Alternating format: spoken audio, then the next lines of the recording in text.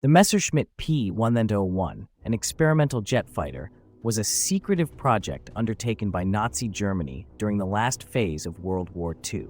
Designed with groundbreaking variable geometry wings, the P.1101 was far ahead of its time, allowing the aircraft to alter its wing angle mid-flight to optimize performance. Although it never progressed beyond a prototype, the insights gained from the project's innovative engineering were later harnessed by the United States and other countries in post-war aviation development.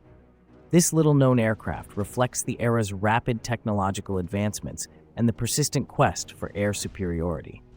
Intriguingly, the P.1101 mirrors today's modern fighter jets' capabilities, foreshadowing future aerospace breakthroughs and leaving a legacy shrouded in mystery and innovation.